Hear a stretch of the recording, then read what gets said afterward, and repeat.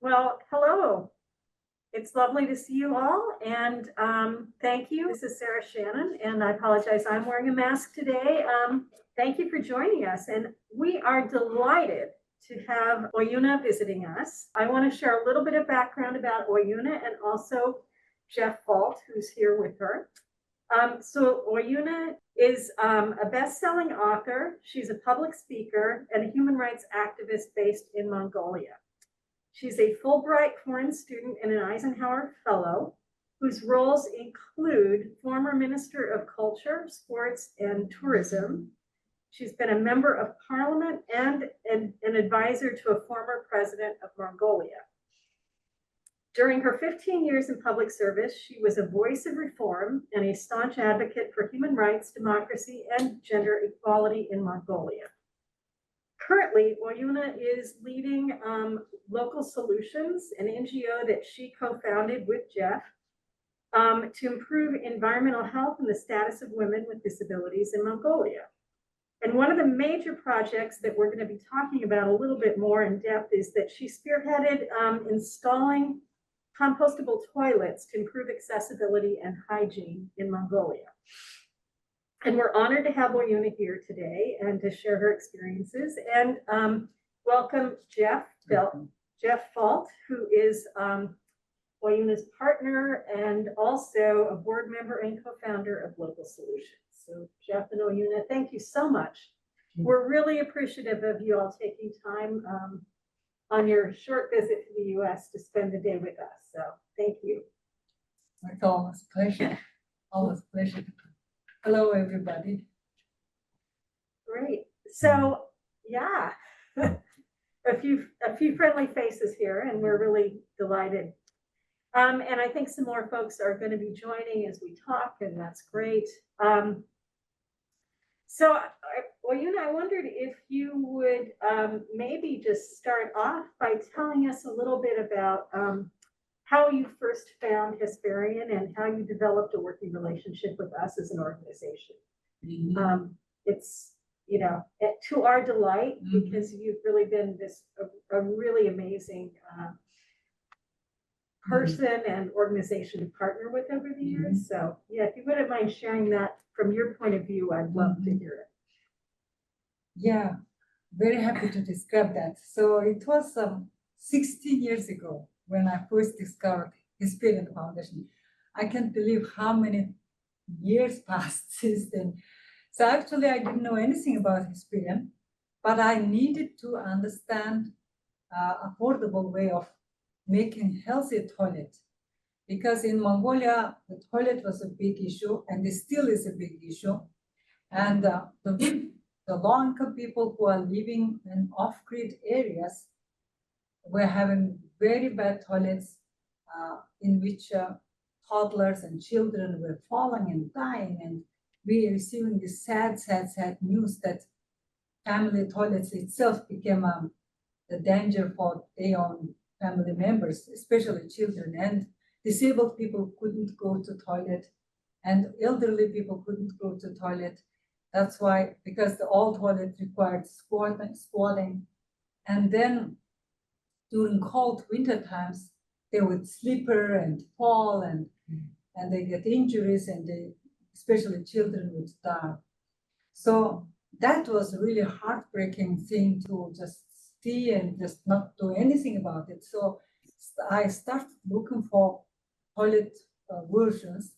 And when I Googled the toilet, the accessible, easy, cheap toilets in off-grid areas, many choices popped up, but the most affordable toilet that popped up was from the book of the environmental health book of the Hesperian Foundation. So I started looking through the PDF files of the book online, and the more I read about the toilet, the other topics got me interested in that. And I thought, how do I get this book? So I wrote to Tanya. I didn't know anything about the organization, but I found the email address in that website, and then I wrote to that email and said how I can get this book. And then they said, actually, this book doesn't have any copyright. Anybody can translate, anybody can publish. it's just for the public. And I said, really? All these nice books don't have copyrights? So then I started doing the translation, but by then I was not working for the government and didn't have salary and didn't have translator. I couldn't afford any translator or any editor to collaborate with me, but I at least needed the money to compile the book on a computer. I needed the money for layout and drawing, etc. So I said, I can translate it for free, but I need some little money to get the pictures and the layout right so that I can publish this book. And then Tanya actually said, actually, we have little translation funding now, and you can do whatever you can do within $5,000. Can you do it within $5,000? And I said, of course I can do that. So I found a designer who did some pictures into Mongolian, because lots of things that can be totally relevant to us were described with different from African point of view and East Asian point of views. But I wanted some pictures be changed into Mongolian gear and Mongolian dresses, etc. So my illustrator did really good job changing the pictures into Mongolian. And actually it's a 600 book, and I translated it into 20 days. I did 30 pages a day. That interesting was the book for me. The second reason why I translated it so fast was because the president's candidate for whom I was working during the election campaign, he won the election. As soon as he won the election, he wanted me to work for him as a human rights advisor to the president. And his work was about to start 3 weeks later after he won the race. So as soon as we finished the election campaign for the presidential race, I told the president that I have a really big book to translate and I need at least 3 months period until I work with you. And then he said, no, I want you to work for me from day one. So either translate your book for 20 days or give it to somebody else and work for me. So I didn't have a choice to give it to anyone else because I didn't have that resources. So I quickly hired a typewriter and typist, and I just read and translated it in Mongolian. So he just taped my speech on. So I had this hired quite affordable typist so that he can type faster while I orally translated. So that's how we did the first book. But the second book was what that we translated was about the disabled women's health, health about disabled women. But I really wanted to translate, but I got elected to parliament in 2012, so I didn't have time. Suddenly I became a minister of culture and sports and tourism. So minister, member of parliament, and then translation. So I couldn't translate that book. Then I asked a woman from Disability, the organization the woman on wheelchairs, who leads the organization of a community on wheelchairs. And she said, we can translate it if you can provide us some funding. So I provided funding from MP's budget, from my MP's budget for my constituency's budget to that organization, so that the organization can hire a translator and editor and the illustrator, all that. So even publishing cost, I think I provided that cost from the government money when I became a member of parliament. But I did some kind of contribution because I felt really guilty that I became too busy to translate the second book I wanted to. The third book from Hesperian was a worker's guide Workers' Guide for Health and Safety. Yes, health and safety. That was a really, really important book. And I took that book from Hesperian in 2019. And it took me 4 years to get it completed, because either I became really busy or somebody I found became busy, and somehow we didn't have money for translation. So it actually took 4 more years to complete the book, but finally we raised enough collaboration, and we did the translation, we did the editing, we did the illustration, we prepared everything. Local Solutions prepared everything ready to print, but the printing was done by a company located in northern province of Mongolia, Hupskul, and the person who actually funded that is an instructor on worker safety. She has a company that makes money on trainings in organizations on worker safety, and she wanted to have this book as her guide in her classes. And I said, could you please fund the publishing of this book and then have all the sales income to yourself? And Local Solutions is just doing it just for workers, because you are outreaching more workers than us. You just do the outreach and teach and then collect all the income from the book. So that's what she's now doing. She's collecting all the income from the book, and she's teaching from the book, and she will be publishing more if she needs more. But the first 1,000 copies was published and sold on our market. But we're doing this way, collaborating this way. But inspired by the Hesperian content, our organization, Local Solutions, started a huge project called Let's Change Our Toilet. I created it, I opened this project 8 years ago. And since then, we are solely dedicated to improve toilets. And we are now marketing and delivering really safe toilets into Mongolian market. But then we found out that herders wouldn't buy them. So after 6 years of working with city off-grid areas, we decided to outreach herders beginning from last year. And we developed nomadic toilet, which can be assemblable and then easily disassemblable, and then can move with it, and then can install it in different places, because Mongolian nomadic herders need a toilet that can move with them. So we designed a really cool nomadic toilet, but based on the principle that I first discovered from Hesperian book like 16 years ago.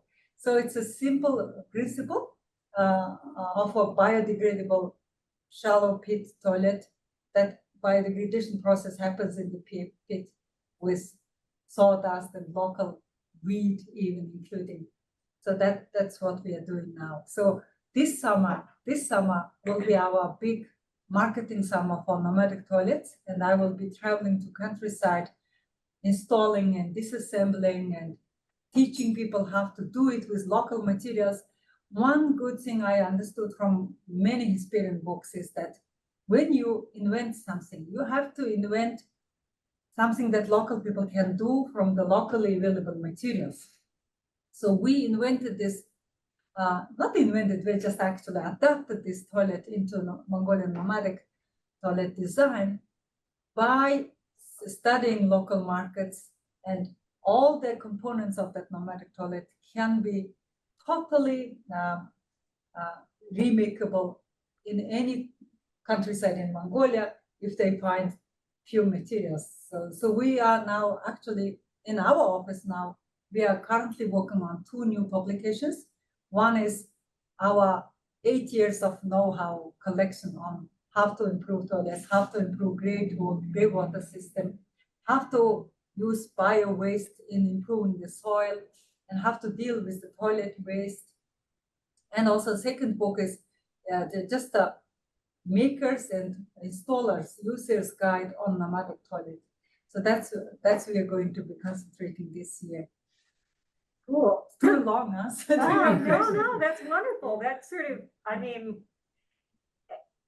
well, it's a privilege to work with somebody that's put into practice so much in such an expansive way of the materials that we do. It's really wonderful.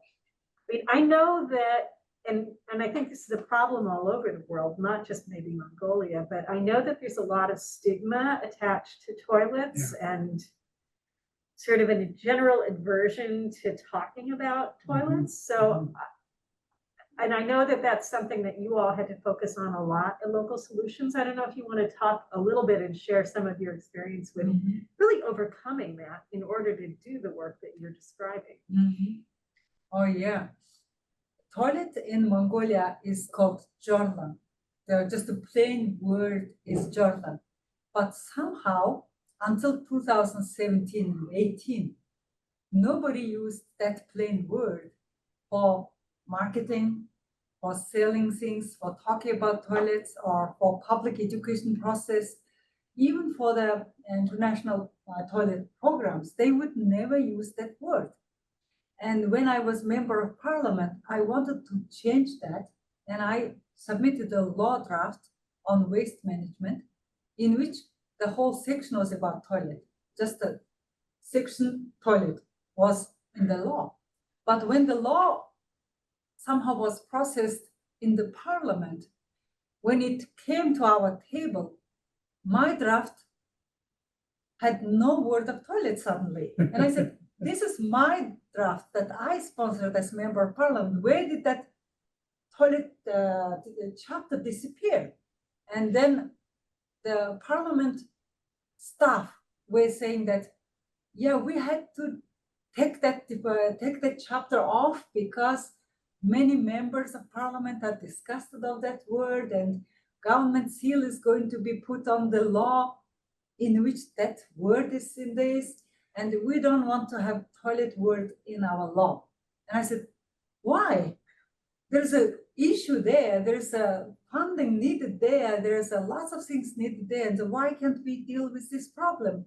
Because Mongolia can deal with any other problems, but can't deal with the toilet, because nobody can talk about toilets.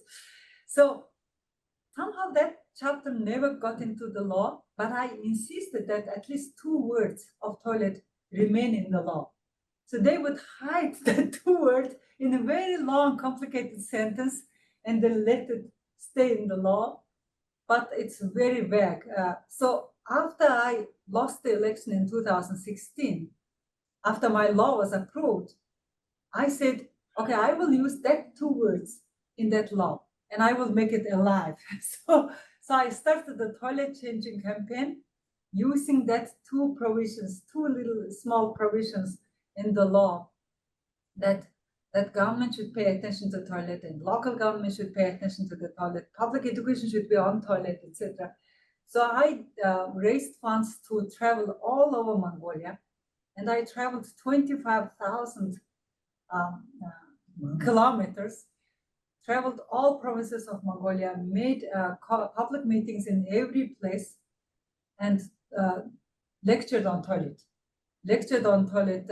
technologies, and asked people what kind of toilet they want, how they want to clean it, and how they want to maintain it, how they want to invest it, how much money they can invest, how much cleaning they can do, and how much maintenance they can do, who will maintain the toilet, etc. So I would make these public discussions, and then I figured out that 99% of people who are living off-grid don't want water closet, because they don't want to deal with the wastewater.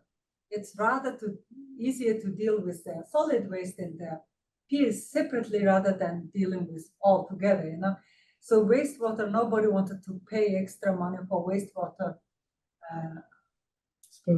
disposals, etc., etc. So then we really started concentrating on dry toilet, and since then we've been bringing Northern European style dry toilet to the general public, and then adaptation product. We created lots of adaptation product, how to adapt it to Mongolian game, how to adapt it to house, how to bring it at home, and how to make a new building with that dry toilet, etc. And also we also connected them reed bed system, so that urine and other wastewater can be separately treated, etc. So we've been on that, and later, the more we worked on toilet, the more we dealt with toilet waste and bio waste of kitchen, bio waste, etc. The more we needed to teach people how to use them to improve their soil. So actually our project became a parallel mission to improve soil on which children can play. Because during winter time, there is so much air pollution in Mongolia, so much dust, like PM10 dust of coal in the air, and on the grass, they all fall. And if there is no grass that can use the carbon, children are going to be playing with that dangerous dirt. So we had a passion, we became passionate to improve perennial soil, perennial grass on the soil on which children will play. So it became a really successful project. Unfortunately, another big project that we were fighting with smoke stopped due to COVID. During COVID time, we created this new low-cost project on improving soils. So we are now doing soil improvement, toilet change, and so far it's paralyzed, but it will be revived soon. Soon we will be more focused on using renewable energy for heating the low-income houses so that they don't need to burn too much coal. So that will be our chapter 3 after this year. But this year we will probably mostly focusing on toilet in the soil and the nomadic toilet. And I mean, one of the things that I hadn't really thought about until I met you and learned more about the work that Local Solutions is doing is how much of even the residents of the capital city, how many of them are not connected to any kind of plumbing. Right. Yeah, So that, 40%. yeah, Yeah. it's really, I mean, and that's in the capital city. So Yes. anyone else, Everywhere else is 90%. so the idea of coming up with safer, ecological, more comfortable and convenient toilets has huge impact for even the capital city residents. Oh yeah, Yeah. It's a most people in Mongolia live in off-grid areas. Now more and more young people are living in apartments, of course, but until maybe 10 years ago, it was 60% of Ulaanbaatar citizens were living in off-grid areas. But outside Ulaanbaatar, it's just majority, everybody, everywhere. So when we talk about toilets and traveled all these 21 provinces, they were all embarrassed of their toilets. And they wouldn't come to my lecture to attend the toilet conference. They would say to their parents or to their spouses, they would say, they were very interested in learning about toilet, but they couldn't say that to their family members. And they would say, I'm attending Oyungerel's lecture. So my name was the name of the lecture. Because everywhere there is Oyungerel, okay, I'm attending Oyungerel's lecture. Because Oyuna talks about Green-Eyed Llama, the novel. She talks about women in politics. She talks about other things, human rights and other things. But they were not mentioning the toilet until maybe the toilet conference becomes so popular. So when we had this 3 months long nationwide tour, the first month, people would attend to our seminars were only women. The only woman would be courageous to attend toilet seminars, toilet workshops. And beginning from the second month, men started attending more. And the third month, it was equal men and women attending. This is very interesting pattern because even now, as we change the toilet, as we sell the toilet, we always ask people, we will sell toilet not for money, but for change. If you want to buy our toilet, promise that you're going to dismantle that dirty pit toilet outside of your house. Your outhouses should be dismantled within a year after you buy it. Will you dismantle it? And will you clean this new toilet? Will you maintain this as it is? And the people who are buying actually learns everything from us, how to clean, what kind of dust, sawdust to use, and how to avoid odor and how to manage the odors, etc. So we would teach them everything in order to sell, and then they buy it from us. And from that income, we buy another toilet so that we can sell to another person.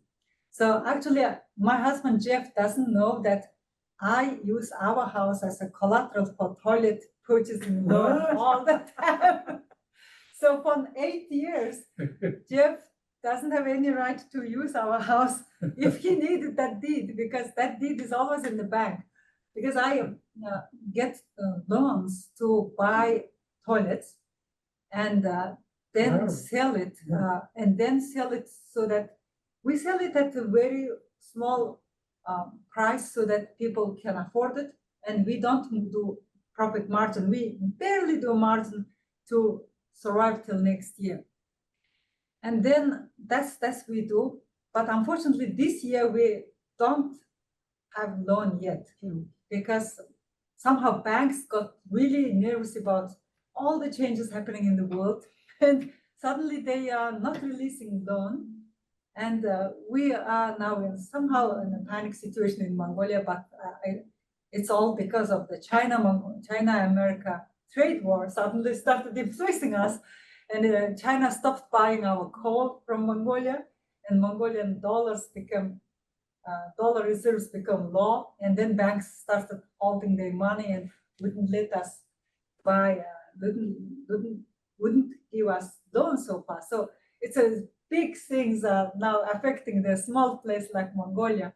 So all the changes that's happening in America is now starting to affect us. But anyway, our scheme is that we buy bulk sum of toilets, and then we teach people how to install it and how to clean it. And the interesting pattern about this is that the first purchasers are always women. And women do the changes. And then men would not use that changed toilet for almost a year. And after a year, when children and elderly and disabled and women use that toilet safely, only after that men use that toilet. And then only after a year or two, they dismantle their outhouses. Until then, men would always go out to use the outhouses, and women and children would use the indoor dry toilet. So we are seeing all these processes and understanding the mentality of men on the toilet, how slow they changes. But when they change, actually they are aggressive buyers. So some men who really understood how it works at home would quickly come and then buy two for their parents, for example. So that kind of pattern happens, but men are aggressive decision maker only after he truly feels confident. But women just takes risk and just buys, and just because women understand the necessity first. So that's what I'm observing. Yeah. Wow, well, thank you for, and well, I suppose that pattern is maybe true in other parts as well, in terms of who is the person that has to maintain the toilet is usually going to be the women. And so they're also the ones that are most affected by safety too. Yes.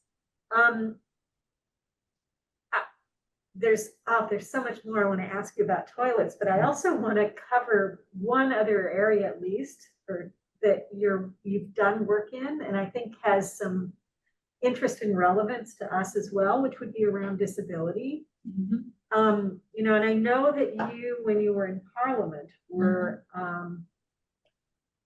really instrumental in getting a law passed that law on human rights of disabled persons. I mean, which was a major accomplishment.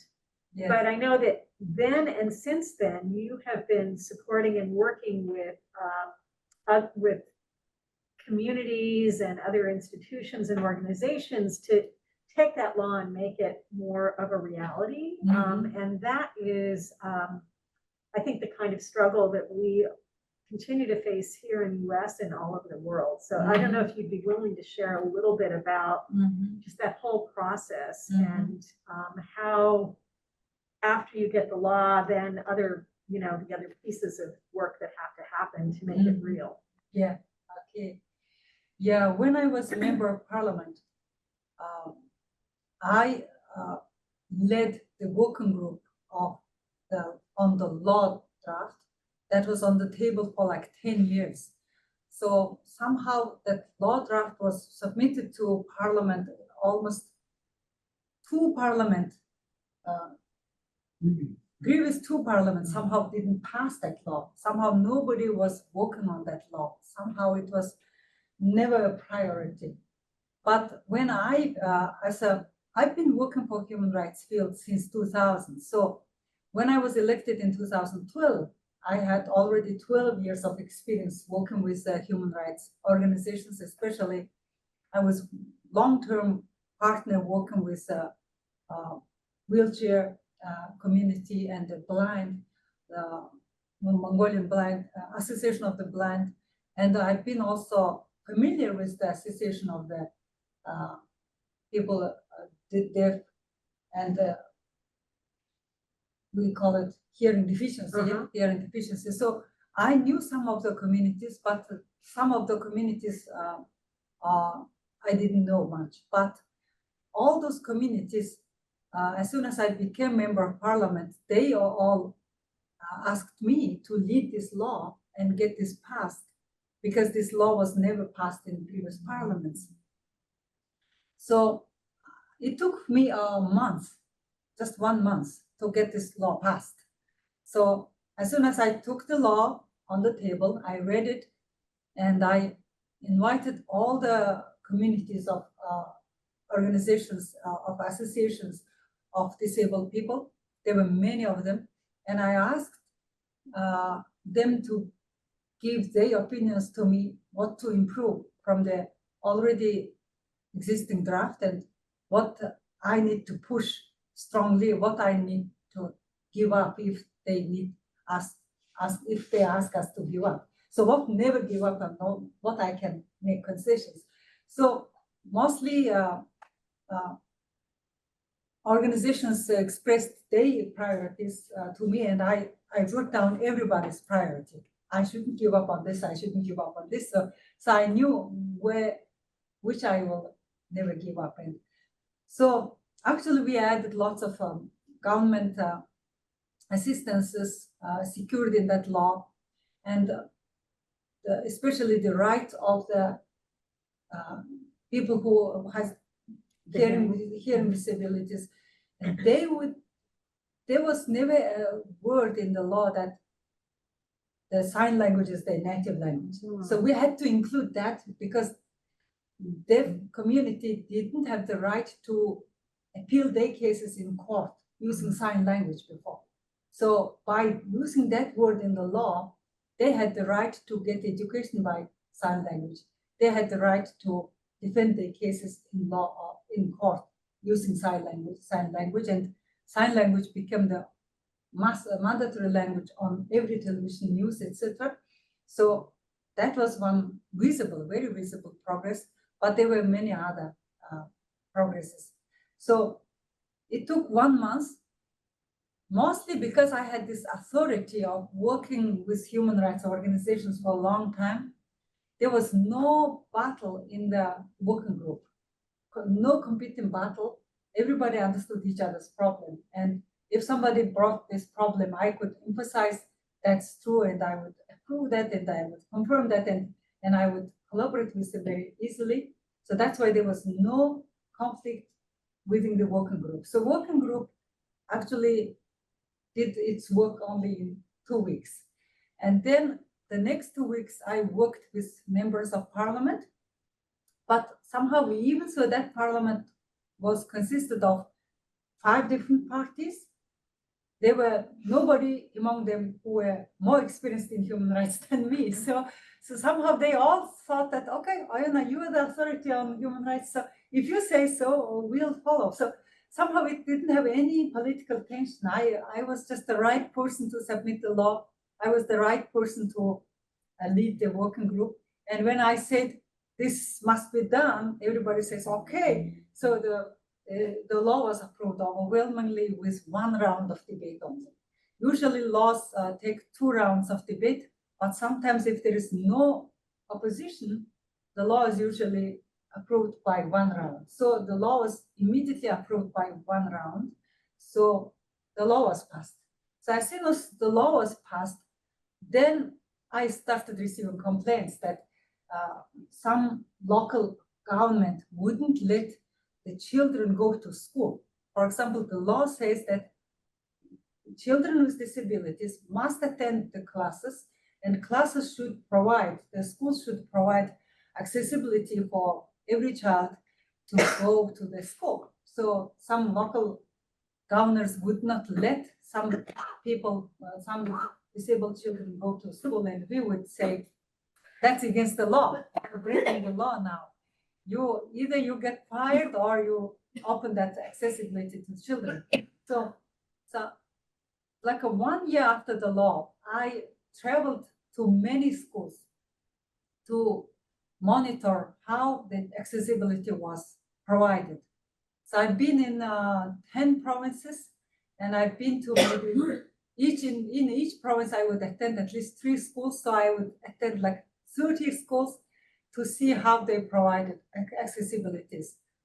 It was really changed. Change was really done by then. And each time when I go to school, when there was accessibility was done, I would do Facebook Live, and I would promote that school, and I would praise the director and teachers and parents. And that actually helped a lot. And also another thing was the school that was teaching for deaf children. When not, the teachers would not teach them in sign language, they would teach them in just the language and then let them read. And I told them, no, you shouldn't have that kind of teachers. You should have teachers who use sign language to teach the children. And when children got on the street to protest that we need our teachers teach us in sign language, I actually promoted that demonstration, promoted the demand, showing the law, saying that this is the law that says sign language is a native language of children, and everybody has the right to get education in native language. So provide the children with the teacher that has sign language, or fire those teachers who don't want to use sign language for teaching the deaf children. So deaf children actually got their teachers. So the improvement in sign language translation, sign language teaching, and sign language using in media becomes so popular after that protest, that children had to protest. I really almost cried when one child, when they protested, and he's like he had this poster on which he says, I demand sign language, you know. So they demand us having sign language on the in the classroom. That was their demand, that his lawful demand, because, and also he said, I demand sign language, and he said, he quoted the law provision, the law article under his own demand, that I'm legally entitled to have sign language teacher with sign language.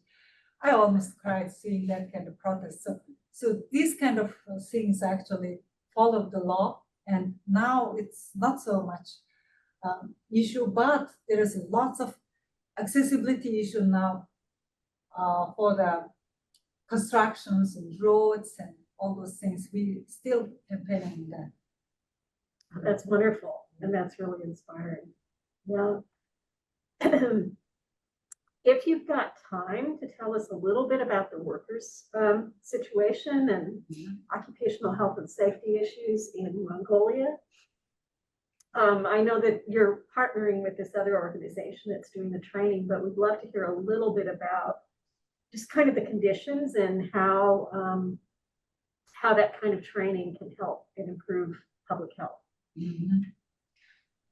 Yeah, when we translated the workers' safety and health, some things were missing for very useful for Mongolia. For example, in Mongolia, most workers' injuries takes place in construction sites and in mining. Mm-hmm. So these are two industries that where young people get most injuries. But as to chemicals also, we have lots of chemical we don't have any education on, for example, airflow. So the book about, Hesperian book about this indoor air, that was very useful. How to manage chemical poison, how to manage the hazards of fire, etc., and especially the smoke. All those were very, very useful for Mongolian, because Mongolian houses and even the offices and factory buildings are not well constructed. They don't have any safety concept on the clean air in that. So we have indoor air pollution and outdoor air pollution, which is really sad now in Mongolia. So that part was very useful. Now our partner in this book is actually mostly using that for the teaching. And additionally, we have to probably work on how to educate on construction site, road building site, and mining site, all those heavy work, workers guide really needed. Yeah. Indeed. And one more question, just because I want to hear about this too. I know you're doing a lot around women's organizing right now, and I wonder if you just tell us a little bit about the political work that you're doing with women in Mongolia. Yeah, Mongolian political situation is actually really, really tricky. Before why I'm doing this, I'll quickly explain my own political career. So I started my political career when I was 26 in 1992. So that was 2 years after Mongolia switched to democracy from totalitarian communist regime, you know. So my mission from beginning of my career was to advance human rights in Mongolia, because I was raised in a community, in a country where there was zero human rights. There was no human rights. And from the communist system, when there was no even understanding of human rights, I dedicated my life to educate Mongolians about the human rights and to defend democracy. So, but that defending democracy, defending human rights, I didn't know it's going to be my lifetime mission. I thought it can be done like in 3 years and then I can switch to something interesting. But now I'm in politics for how many years? 33 years. I'm still struggling for human rights and democracy, because it's always going back, you know. As soon as we do advances and it goes back, and as soon as we do some advances, it goes back.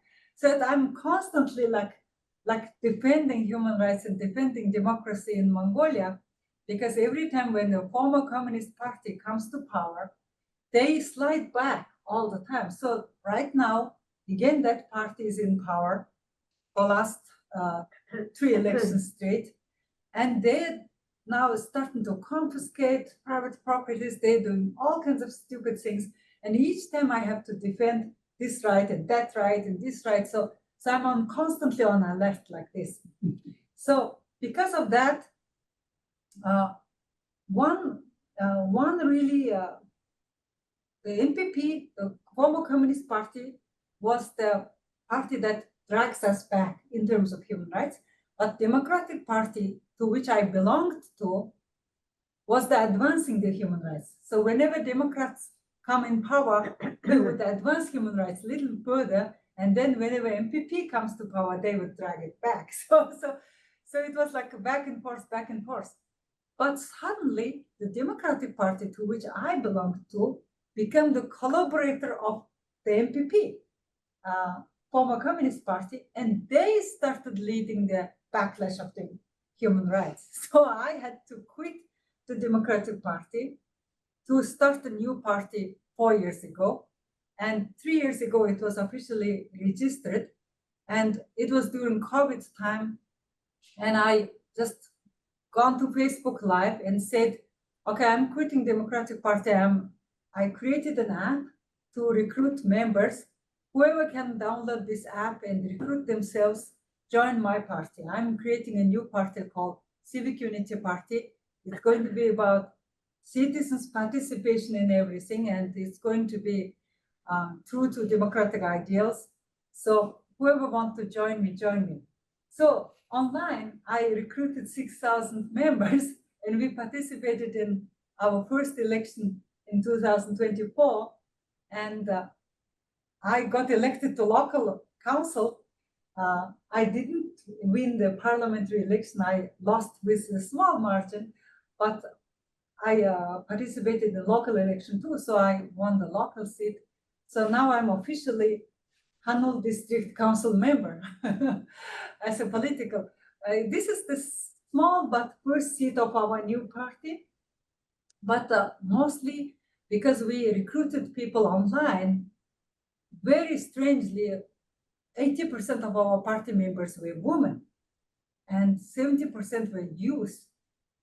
I didn't want to create women's party, but it became almost a women's party because women who are sitting at home with children, young children, they never had time to go to party meetings before.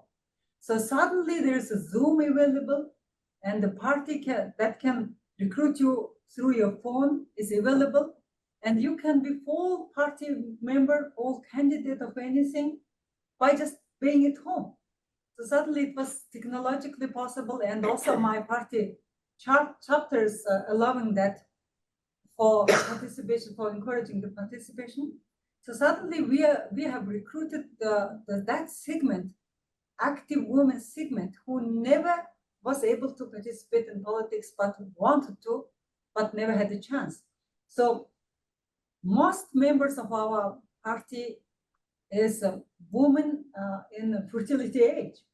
So suddenly, when I put some 53 candidates to parliament, 10 of them had 4 and more children. And we in Mongolia, we give order for that, honorable mother, mother's honor order. So our party's nickname was Mother's Honor Party, honor Mother's Party, honor Mother's Party, because Honorable Mother's Party, because most of our women candidates had multiple children and they had to run in elections with their orders. So suddenly it became very flexible way of doing politics for women with many children. So it didn't start as a women's political movement, but it became a very nice platform for women.